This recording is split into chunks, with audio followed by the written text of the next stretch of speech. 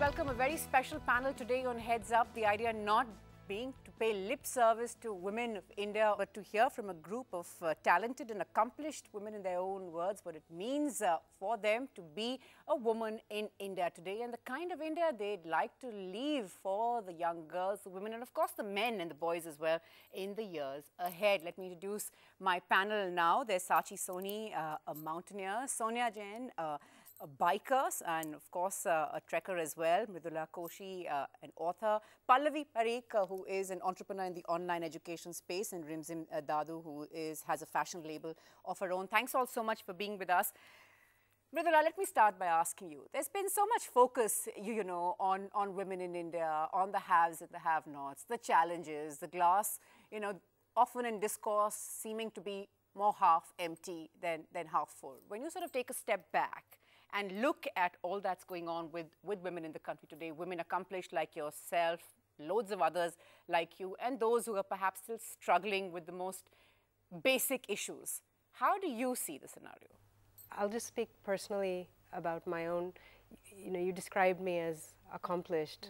I feel accomplished, but I work in a line of work which, like any other line of work that women enter, is dominated by male voices. So it's an accomplishment to be here, but it doesn't mean that it's not a struggle to be here. Absolutely. So it's both at the same time. So maybe the glass is both half full and half empty. And I think it speaks to the strength of women that we're able to balance those sorts of contradictions. We have to. We have no choice. Right. Exactly, they really have no choice, and very often when you pose the question on, you know, balancing the contradiction, it just comes naturally. You know, you're not really spending time thinking about it or worrying.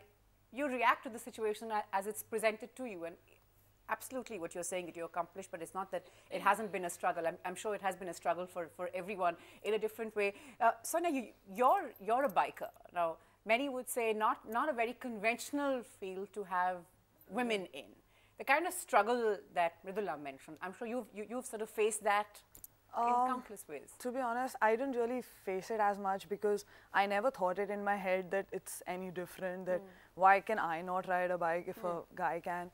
It's only very recently, you know, when I've just got some experience in riding and people now ask me that, you know, how has it been different? And I don't think it's been any different. In fact, I've only been appreciated. At red lights, every time I open my lid or visor, everybody just appreciates me that, oh my God, you're a girl, good job, well done. Yeah. But in the beginning, the only issue that I faced was my parents. Since childhood, I've been asking them for a bike, but they would never buy me one. They've always been very scared. I don't blame them, but I think most of the parents. Let me just ask you, not buying you one because they thought you're a girl and this is, you know, not how we'd like to see our girl, or not buying you a bike because for safety reasons, for which they might not buy their boys a bike. Yeah, now I think it was only because of the safety reason, but when I was growing up, I thought I'm just the girl, that's why they don't want to buy me one. Right. But now they don't let my brother ride a bike, but then like, okay, now that you're riding, we can't say anything to you. You've done your bit, but your brother is not riding the bike. Right. So I think it's just the basic safety concern, but I haven't really faced anything as such. And when you sort of ride with your male colleagues, when you sort of broke in, when you were still young, was it they were very supportive. They were very supportive with me. I mean, in the beginning, I used to dislike it, like, why are you being supportive? I'm as equal as you are. I mean, I used to get like, why are you slowing down for me? I'll get there, don't slow down. I mean, you've been riding for quite some time. I'll get there at my own pace, but don't show me that, you know, I'll take time. I don't need no special concessions. Yes. Sachi, has that been your experience as well? You're a mountaineer, having climbed peaks across the world, Europe, Australia, and of course so many in India as well. Has that been your experience?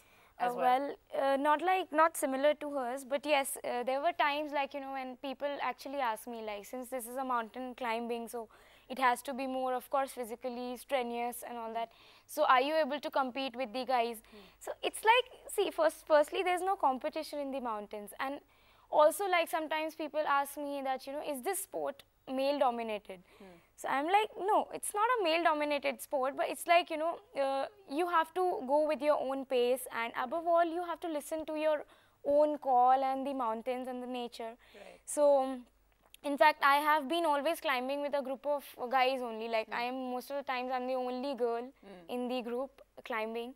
So I think I am really able to like cope up with them very well, and we are like equally equally and treated as strong. equals, which is of course very important. Treated as Absolutely. equals.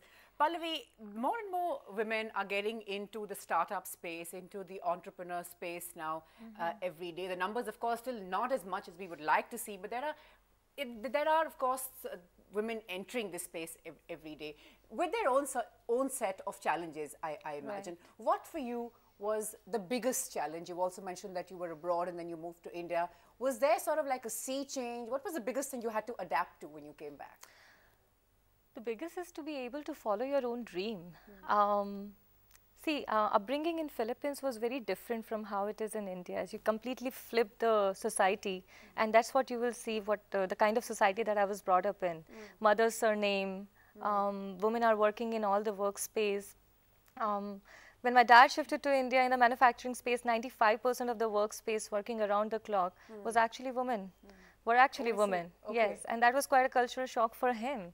Right. So that is the kind of society that he brought us up in. And then coming back to India, getting married, coming back to India, and then when you express this thought that I want to do something of my own, and you're given this option that do something, but as long as it gets you pocket money.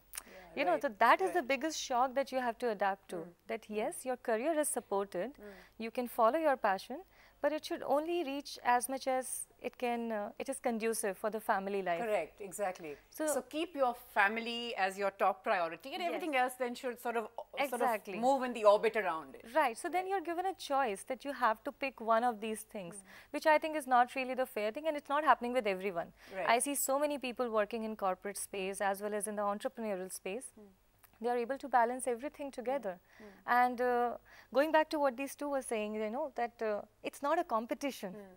See, I think we really need to get out of this space that we can also do this. Or people telling us that, oh, you're a woman and you can also do what men can do. I think we really need to just get out of that and just say that I can do it. I'm a person. I'm a person. I'm just a person. If I choose to do something, that's because I wanted to do it and I wanted to become a better person than I was. Not because I want to become a man or I want to be appreciated like a man. So that was the biggest journey that I had to actually cross, or that's something that I'm still walking. Fair enough. Rimzim, it's not very easy, I imagine, always to just keep your gender out of it. You know, you're looked at as, and when I say you, I mean, this could of course apply to anybody, any woman. You're looked at as a woman first. How different is it in your field of fashion? My field is actually very women dominated. So it's not much of a struggle, but when you go backwards, when you look into the factories and units, it's very male dominated.